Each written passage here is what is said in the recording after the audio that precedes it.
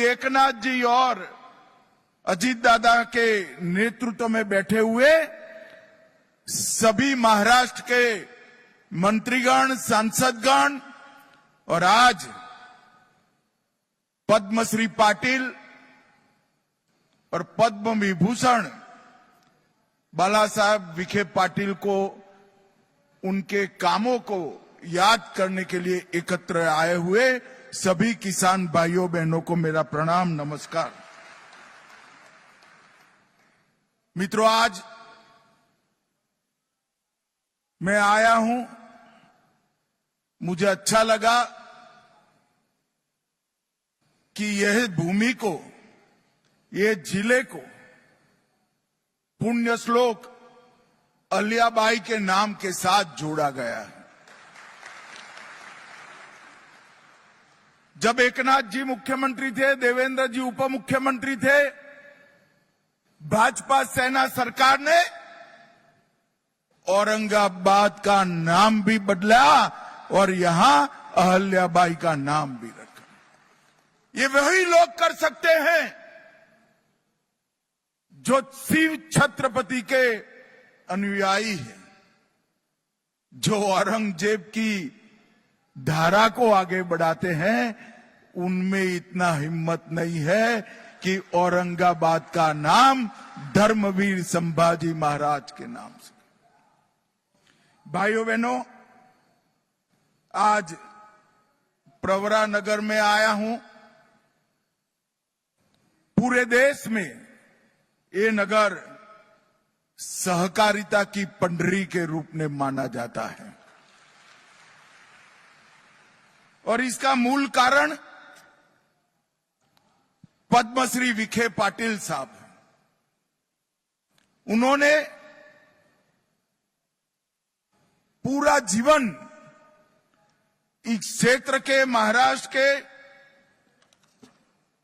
किसानों के कल्याण के लिए लगाया। इसके लिए मैं बाद में बहुत डिटेल में बात करूंगा, परंतु सबसे पहले महाराष्ट्र के किसानों पर एक प्रकार से इंद्रदेव ने इस बार आफत भेजी। 60 लाख हेक्टेयर से ज्यादा किसानों की भूमि और उनकी फसल बर्बाद हुई। वित्तीय वर्ष 25-26 में केंद्र के शहर के तहत 3,132 करोड़ रुपया हमने महाराष्ट्र सरकार को दिया है। उसमें से जो 1,631 करोड़ रुपया था वो अप्रैल को ही दे देने का काम हमारे नेता नरेंद्र मोदी जी ने किया है। और महाराष्ट्र सरकार ने भी कई सारी पहल किसानों को मदद करने के लिए करी है। कई सारे फैसले किए। 2215 करोड़ का राहत पैकेज दिया, जिससे 31 लाख से ज्यादा किसानों को मदद मिलेगी।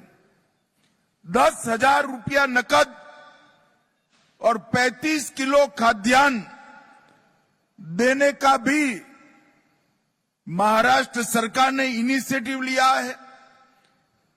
केवाईसी की शर्तों को एक बार के लिए थोड़ा रिलैक्स करा है। शॉर्ट टर्म फाइनेंस के ऋण को वसूली पर रोक लगाई। भू राजस्व और स्कूल की परीक्षा में भी छुट्टी देने का काम किया है।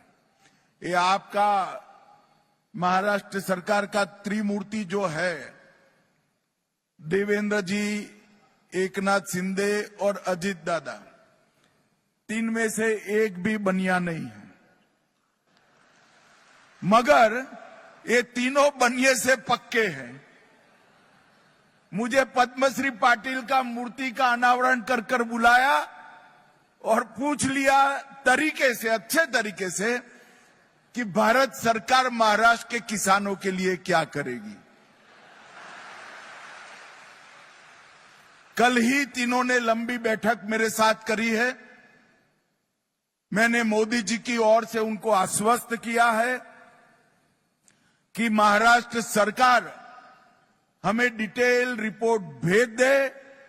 मोदी जी महाराष्ट्र के किसानों की मदद करने में जरा भी देर नहीं लगाएं। और मित्रों, ये सब इसलिए हुआ है कि किसानों की चिंता करने वाली एक सरकार महाराष्ट्र के लोगों ने चुनकर लाई है। हमारे एनडीए के सभी विधायक अपने 1 महीने का वेतन सीएम रिलीफ फंड में दिया है। अभी अभी राधाकृष्ण विखे पाटिल जी ने शुगर मिल से भी घोषणा की और देवेंद्र जी की अपील को प्रतिसाद देने के लिए कई सारे ट्रस्ट भी आगे आए हैं। भाइयों बहनों, आज यहां मेरे आने का एकमात्र कारण है पद्मश्री डॉक्टर विठ्ठलराव विखे पाटिल और डॉक्टर बाला साहब विखे पाटिल के पुतले का, आदमकद से भी ऊंचे पुतले का अनावरण करना और उनको कार्य की अंजलि देना। डॉक्टर विठ्ठलराव विखे पाटिल जी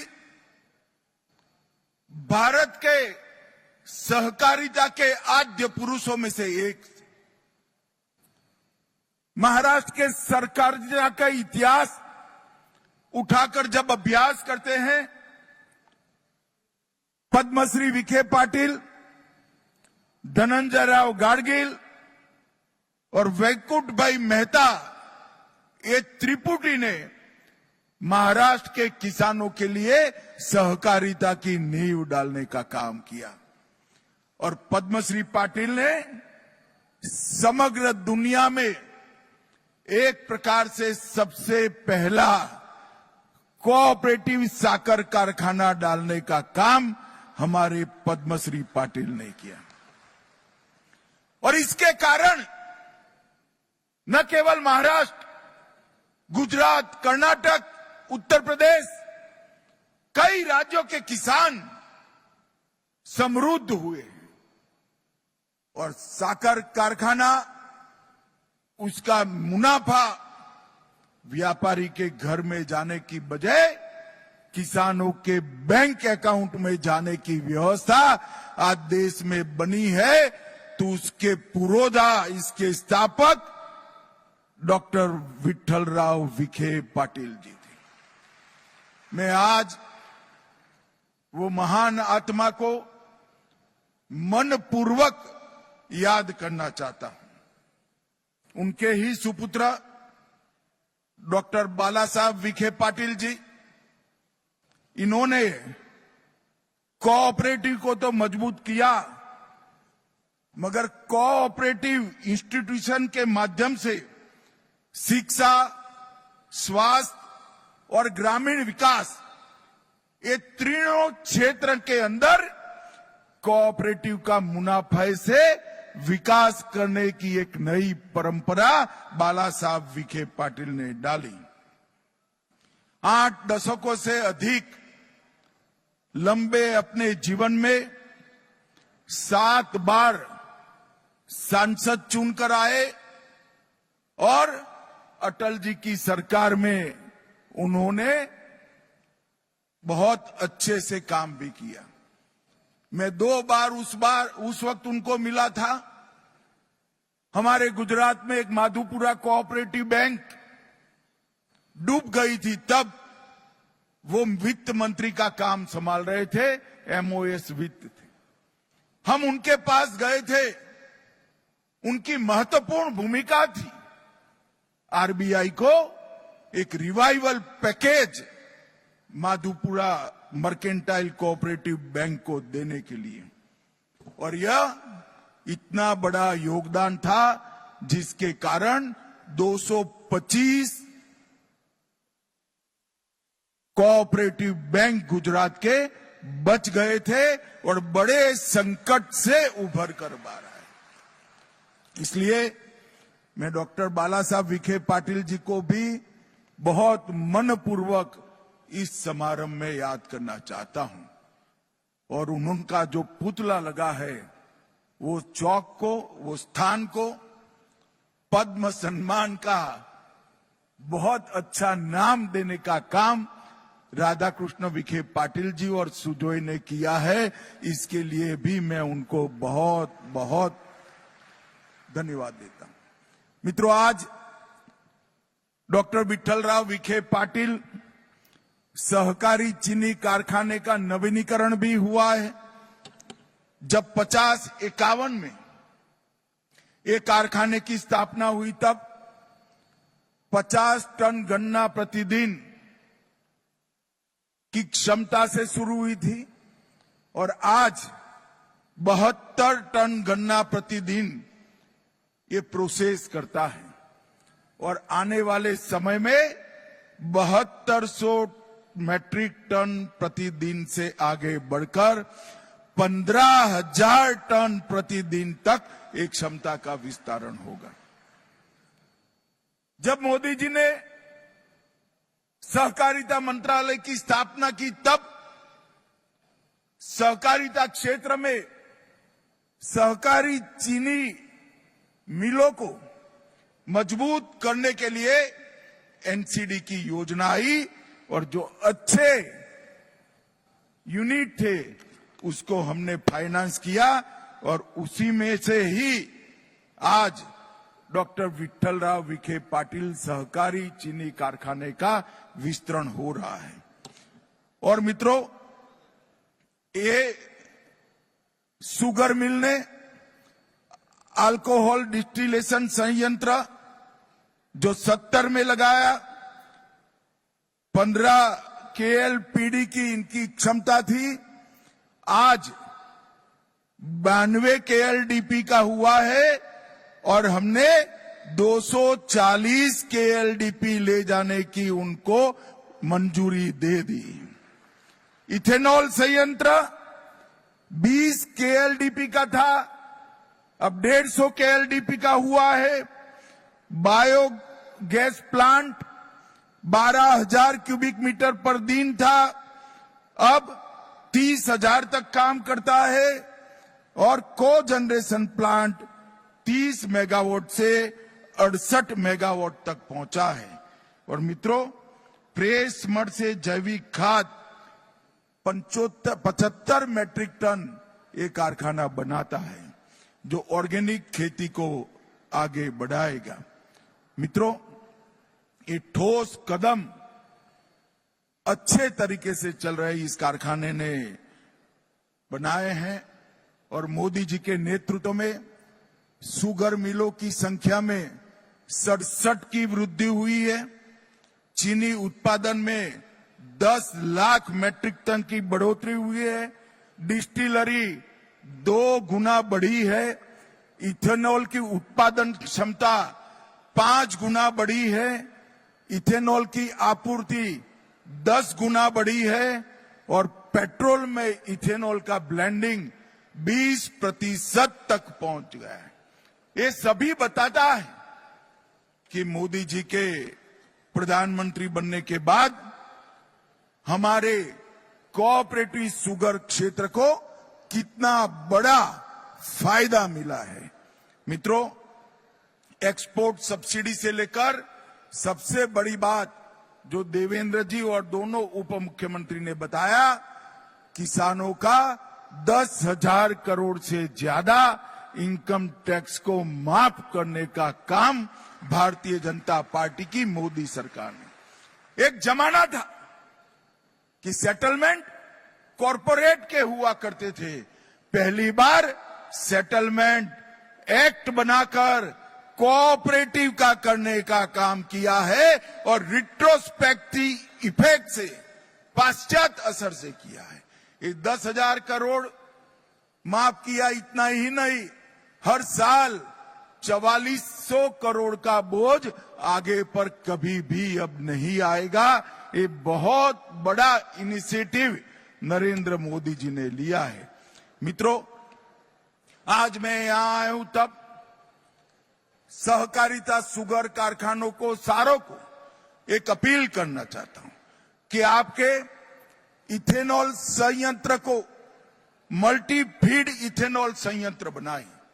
इसके अंदर सब्जियों का कचरा, मक्के से इथेनॉल बनाने की व्यवस्था और चावल से इथेनॉल बनाने की व्यवस्था भी आप कर सकते हैं। और ये बदलाव के लिए जो लोन चाहिए वो लोन एनसीडीसी भारत सरकार की संस्था उपलब्ध कराएगी। और हमने सारी कोऑपरेटिव से इथेनॉल खरीदी में उनको प्रायोरिटी दिया है। निजी कंपनी है तो इसका इथेनॉल बाद में लिया जाएगा, कोऑपरेटिव कंपनी है, कारखाना है तो इसका पहले लिया जाएगा।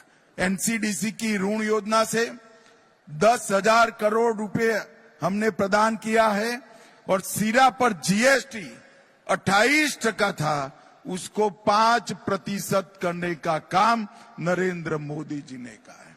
मित्रों, जीएसटी के लिए मैं और एक बात करना चाहता हूं।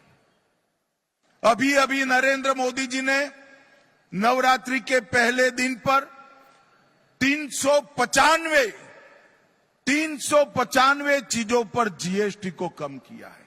और कम किया है उसमें खाने पीने की लगभग सभी चीजों पर 0% जीएसटी कर देश की जनता को और विशेषकर माताओं बहनों को फायदा पहुंचा है। और बाकी सारी चीजों पर 28%, 18% की जगह 5% किया है। मगर इससे जनता को तो निश्चित फायदा होगा, हजारों करोड़ का फायदा होगा, मगर आपने देश के लिए भी सोचना है। मोदी जी ने आह्वान किया है कि 140 करोड़ की जनता इस दीपावली पर्व के पहले एक संकल्प ले कि हम सबके घर में कोई विदेशी चीज नहीं आए। अगर 140 करोड़ लोग ये संकल्प लेते हैं, भारत के व्यापारी ये संकल्प लेते हैं कि भारत में बनी हुई चीजों का ही हम व्यापार भी करेंगे, उपयोग भी करेंगे। अगर इतना हो जाता है तो 2047 के पहले भारत विश्व में सबसे 1 नंबर के स्थान पर पहुंच सकता है। पूरी दुनिया भर के लोगों को उत्पादन के लिए भारत में आना पड़ेगा, क्योंकि भारत के पास 140 करोड़ आबादी का मार्केट है। मगर ये मार्केट तभी भारत के उपयोग में आ सकता है कि हम सब तय करें कि हमारे परिवार में स्वदेशी चीजों का ही उपयोग होगा। मित्रों, मैं सहकारी चीनी मिलों को भी कुछ कहना चाहता हूं। नॉन क्रशिंग सीजन में भी सहकारी चीनी मिलें मल्टीफीड इथेनॉल का उत्पादन करें। फ्रोजन वेजिटेबल, फ्रोजन फ्रूट्स और जूस, फ्रूट पल्प, इस तरह की चीजें बनाने का भी हम एक्सपांशन करें और नेफेड और एनसीसीएफ के साथ अनुबंध कर हम सहकारी चीनी मिलों को मल्टी डायमेंशनल बनाए। मित्रों, इथेनॉल के ब्लेंडिंग से सहकारी चीनी मिलों का बैलेंस शीट बदला है। अब आपके पास पूंजी अर्जित होगी। ये अर्जित पूंजी का 20% अगर हम सहकारी चीनी मिलों के एक्सपांशन के लिए रखते हैं तो आने वाली पीढ़ियां भी किसानों की समृद्ध होती रहेगी। इसमें किसी को कोई संशय रखने की जरूरत नहीं है। मैं आज यहां आया हूं तब फिर से एक बार सुजोय विखे पाटिल और राधाकृष्ण विखे पाटिल जी का बहुत बहुत धन्यवाद करना चाहता हूं मित्रों, क्योंकि ये दोनों महानुभाव जिनका मूर्ति लगाया गया है, पद्मश्री पाटिल और पद्म विभूषण बाला साहेब विखे पाटिल का, इनका सहकारिता में, ग्रामीण विकास में और किसानों के कल्याण में बहुत बड़ा योगदान था। इसलिए मुझे इस पुण्य कार्य में मिलने का, इसमें हाथ बटाने का आपने मौका दिया, इसलिए आपका बहुत बहुत धन्यवाद। मेरी अनेक अनेक शुभकामनाएं। वंदे मातरम। अगर ये वीडियो आपको पसंद आया है तो इसे लाइक ज़रूर करें। अगर चैनल अभी तक सब्सक्राइब नहीं किया है तो कर लें और नोटिफिकेशन पाने के लिए बेल आइकन भी दबा दें।